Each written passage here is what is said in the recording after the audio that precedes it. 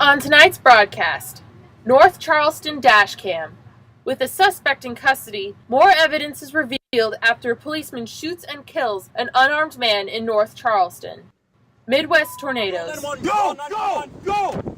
Severe storms ripped through several states, leaving one dead and damage throughout. What could be next for the tornado's path? And swarming season. Spring weather brings pollen and swarms of bees. How to protect yourself to enjoy this beautiful weather. Carolina News starts now. Hello and welcome to Carolina News. I'm Sana Rodriguez. Good afternoon. Thanks for joining us. I'm Camlyn Moore. We are now seeing video of the moments that led to the deadly shooting of Walter Scott in North Charleston. The pictures came from Officer Michael Slager's police car dash cam. Dawn Log reports on the moments leading to Scott's death. This dash cam video captured Officer Michael Slager. Scott's family says they are thankful for the man who caught the shooting on camera, but it is still unclear why Scott was running away. Scott may have been trying to avoid jail time because he had been arrested before for owing child support, but that is not the confirmed reason why he ran. Sergeant George Hildbittle of Charleston barricaded himself inside of his home in West Ashley and took his own life Thursday. This following an emergency call over a domestic dispute at his home. More than 50 police officers, SWAT team, and Sheriff Office negotiators were at the scene. Sergeant Hildbittle worked with the Charleston Police Department for 12 years. He was married with 2 children. A man was shot and killed as narcotics investigators tried to serve a search warrant at a home in Spartanburg. The Spartanburg County Sheriff's Office says the man inside the home seemed agitated Thursday, so they called for backup. 2 traffic officers then arrived to the scene to help. The resident remained agitated once traffic officers got here. At some point, he grabbed a gun off the top of the refrigerator, pointed it at our 2 traffic officers. Police say that's when the officers opened fire, killing 28-year-old Michael Burgess. Officials say Burgess did not fire his gun. The South Carolina Law Enforcement Division is investigating. 5 teenagers have been arrested in Lexington County in connection with the deadly murder in Swansea. The 5 teens are accused of robbing and shooting Larry Brian Williams. Gage Miller, Gerkedrick Walker, and Jordan Wall are charged as adults with murder, armed robbery, criminal conspiracy, and possessing a weapon during a violent crime. The other 2 teenagers are juveniles and were charged as adults with the same counts. Police in the Washington, D.C. area are investigating 2 shootings that they say are connected. The first at the gates of the U.S. Census Bureau and the second in the metro area. Police say the gunman started with kidnapping his wife and then drove to the Census Bureau. He shot 59-year-old guard Lawrence Buckner, who died Thursday evening.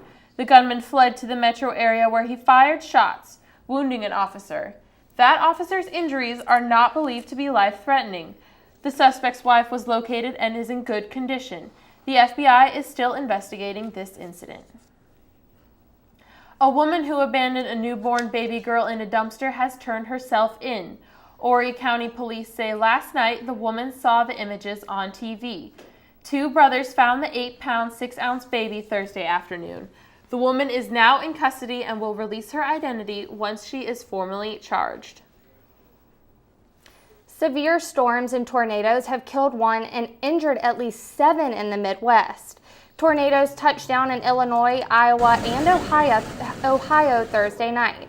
Powerful winds from the storm left trees and debris scattered and even damaged several vehicles. More than 30 rescue crews used dogs to search through the rubble for victims. We will have more on the storm and damages later in the weather. But thankfully for us, we won't be seeing tornadoes in Columbia. Sarah Wilder has more on what to expect through the weekend. Sarah, how is it out there? Well, it's a gorgeous day out here on Main Street. As you can see, Williams-Brice Stadium behind me. I hope everyone's real excited for that spring game. We will have temperatures in the low 80s tomorrow, so it will be very warm, low chance of rain, and same for Sunday, low 80s, low chance of rain, but we will see some storms rolling in on Monday, and we can expect the same for Tuesday. I'll have more coming up later. There are more payday loan outlets in America than Starbucks or McDonald's. 1 in 20 U.S. households have taken out a payday loan at some point. It's a $9 billion a year industry. Anthony DeCoro has a story on how attempts are now being considered to limit payday loans. Let me introduce you to Zach Fitzgerald. Anthony DeCoro, Carolina News. Critics of the business say these loans can keep borrowers in constant debt. In a weekly address, President Barack Obama has called for federal regulation of the industry. Hillary Clinton is expected to formally announce her 2016 presidential bid this weekend. A source close to her campaign says Clinton will announce her candidacy Sunday via video. Clinton will then travel to Iowa, home to the first in the nation caucuses. This would be Clinton's second run for the Democratic nomination. If she succeeds this time, she will be the first woman to top the ticket for the one of two major parties. USC has announced their speakers for the 2015 fall commencement services. Graduates will be hearing from Governor Nikki Haley, Senator Tim Scott, and Coach Dawn Staley. Governor Haley will deliver her speech May 8th at 3 p.m. commencement service. Senator Tim Scott will speak to graduates from the South Carolina Honors College and the College of Arts and Science May 9th at 9:30.